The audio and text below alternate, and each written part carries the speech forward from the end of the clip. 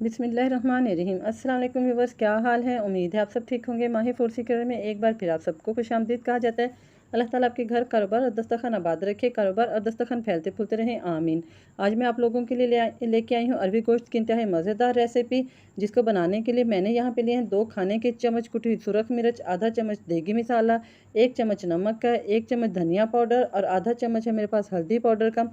250 ग्राम मैंने दही ली है और आधा किलो मेरे पास बीफ का बोनलेस गोश्त है। गोश्त को मैरिनेट करने के लिए सबसे पहले मैं डालूंगी इसमें दही, और साथ ही अब मैं इसमें डाल रही हूँ ये तमाम स्पाइसेस डाल के हमने हाथ की मदद से गोश्त में को दही में और स्पाइसेस में 2 से 3 मिनट तक मलते हुए मिक्स कर लेना है, ताकि तमाम स्पाइसेस जो हैं गोश्त में अच्छे से रच बस जाएं। 2 से 3 मिनट इस तरह मलते हुए आप दही और स्पाइसेस के साथ गोश्त को मल लें और उसके बाद 20 मिनट के लिए इसको कवर करके छोड़ दें। देखें 20 मिनट गुजर चुके हैं, गोश्त हमारा अच्छे से मैरिनेट हो गया। अब हम इसको पकाना शुरू करते हैं। छोटी सी एक मैंने कढ़ाई ली है और उसमें मैं डाल रही हूँ 250 ग्राम बनास्पति घी।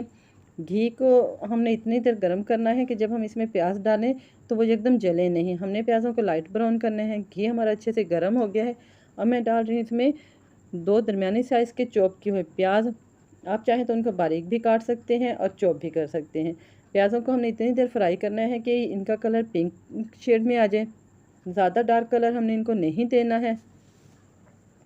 प्याज मैक्सिमम हमारे फ्राई हो गए हैं। अब डाल रही हूँ मैं इसमें 1 बड़ा चम्मच कुटे हुए लहसुन अदरक का। लहसुन अदरक को भी 30 सेकंड तक अच्छे से फ्राई कर लें, ताकि लहसुन अदरक का कच्चापन दूर हो जाए। 30 सेकंड भी लग सकते हैं और 1 मिनट भी लग सकता है। अगर आप हाई फ्लेम पे पकाएंगे तो आपकी चीज़ें जल जाएंगी, इसलिए मीडियम फ्लेम पे ही कुकिंग किया करें। लहसुन अदरक हमारे अच्छे से फ्राई हो गया है। अब डाल रही हूँ मैं इसमें मैरिनेट किया हुआ गोश्त। बर्तनों को अच्छे से साफ़ कर लिया करें, ताकि कोई भी चीज़ वेस्ट नहीं जाए।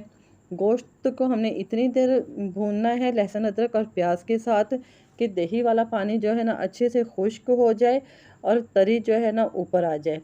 5 से 6 मिनट मैक्सिमम हमें इसकी भुनाई में लग जाएंगे। खाना बनाते हुए सब्ज़ी हो या गोश्त हो, उसकी भुनाई पे कभी भी कंप्रोमाइज़ मत किया करें, क्योंकि जितनी अच्छी आप भुनाई करेंगे उतना ही अच्छा खाने का टेस्ट डेवलप होगा। 5 से 6 मिनट हमें यहाँ पे गुजर चुके हैं गोश्त को भूनते हुए। देखिए दही का पानी जो है ना ऑलमोस्ट खुश्क हो गया है और तरी जो है ऊपर आ गई है। अब हम इसमें गोश्त को गलाने के लिए डालेंगे पानी, और पानी हम उसी बर्तन में डालेंगे जिसमें हमने गोश्त को मैरिनेट करके रखा था। उसी बाउल में मैं पानी ले रही हूँ 1/2 लीटर, और उसको मैं गोश्त में डाल दूँगी, ताकि हमारे बाउल में लगी हुई स्पाइसेस भी वेस्ट ना आ जाए। पानी डाल देने के बाद चम्मच चलाते इसको अच्छे से मिक्सअप कर लें और उबाल आने तक इसको कवर करके छोड़ दें।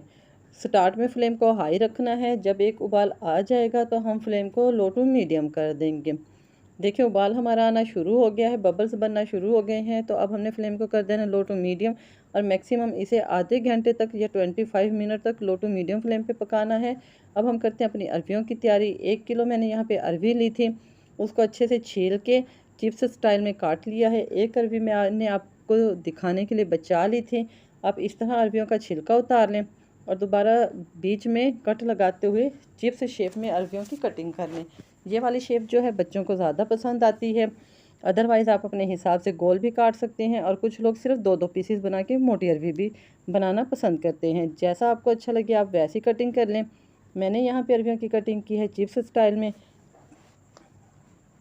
सारी अरबियों को काट लेने के बाद अब अरबियों की चिपचिपाहट को ख़त्म करने के लिए मैं यहाँ पे लगा रही हूँ नमक। 1 बड़ा चम्मच नमक का हाथों में लेके उसे तमाम अरबियों पे अच्छी तरह मल लें। अरबियों की चिपचिपाहट ख़त्म करने का एक तरीका और भी है कि दही में या लस्सी में आप इनको कुछ देर के लिए डिप करके रख दें, और फिर हैंड बीटर से या एग बीटर से अच्छी तरह बीट करते हुए इसकी चिपचिपाहट को ख़त्म कर लें। लेकिन मैंने यहाँ पे इनको नमक लगाया है, और नमक लगा के मैं इनको 15 से 20 मिनट के लिए धूप में छोड़ दूँगी, ताकि इनकी चिपचिपाहट ख़त्म हो जाए। अरबियाँ हमने धूप में रख दी हैं। अब हम आते हैं अपने गोश्त की तरफ। देखें 20 मिनट गुजर चुके हैं। गोश्त माशाल्लाह हमारा तकरीबन बन के रेडी हो गया है।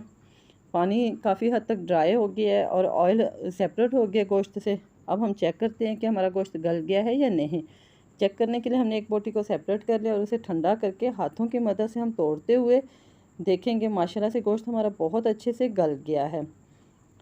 अब हमने थोड़ी देर गोश्त की भुनाई करनी है और इसको दम वाले फ्लेम पे कवर करके छोड़ देना है। दूसरी साइड पे मैं यहाँ अरवियों को फ्राई कर रही हूँ। अरवियों को फ्राई करने के लिए मैंने एक पैन में लिया है घी। घी को हमने लो टू मीडियम फ्लेम पे 2 से 3 मिनट गरम कर लिया है, बहुत ज़्यादा गरम नहीं करना। और अब डाल दी है मैंने इसमें सारी अरवियाँ। लो टू मीडियम फ्लेम पे ही अरवियों को फ्राई करें। अगर आपने फ्लेम हाई रखा तो बाहर से आपकी अरवियाँ जल जाएंगी और अंदर से ये कच्ची रह जाएंगी। मैक्सिमम 4 से 5 मिनट अरवियों को फ्राई कर लें ताकि इनकी एक्स्ट्रा चिपचिपाहट भी ख़त्म हो जाए और ये अच्छे से गल भी जाए। अगर किसी किस्म की थोड़ी बहुत कमी रह भी गई तो वो जब हम इसको गोश्त में डालेंगे तो वहाँ पे हम इसको दम लगाएंगे और हमारी अरवियाँ अच्छे से कुक हो जाएंगी। हर बात को इतनी डिटेल से बताने का मकसद हमारा ये होता है कि वो लड़कियां या ख़वातीन जो बिगनर हैं, जो नई नई कुकिंग करने लगी हैं, उन्हें तमाम चीज़ों को पकाते हुए हर एक स्टेप का अच्छे से पता हो कि किस चीज़ को कितना टाइम देना है, ताकि उनसे भी एक अच्छी डिश तैयार हो सके। अरवियाँ हमारी फ्राई हो गई हैं और अब हम डाल रहे हैं इसको गोश्त में। गोश्त में अरवियों को डाल देने के बाद चम्मच से इनको मिक्स कर लें गोश्त में, ताकि गोश्त के साथ ये अच्छे से मिक्सअप हो जाएं।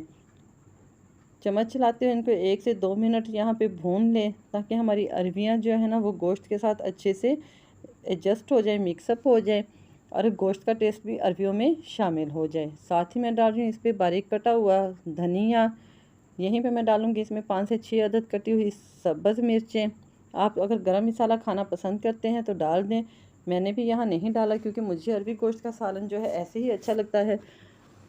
और इसको दम पे छोड़ दें 2 मिनट के लिए ताकि अरवियों भी अच्छे से गल जाएं अगर उनमें किसी किस्म की कमी रह गई है। देखिए माशाल्लाह हमारी अरवियों की गोश्त कितनी मज़ेदार बन के तैयार हो गई है। अब हम इसके ऊपर छिड़क रहे हैं लेमन ताकि इसका टेस्ट जो है मज़ीद चटपटा हो जाए।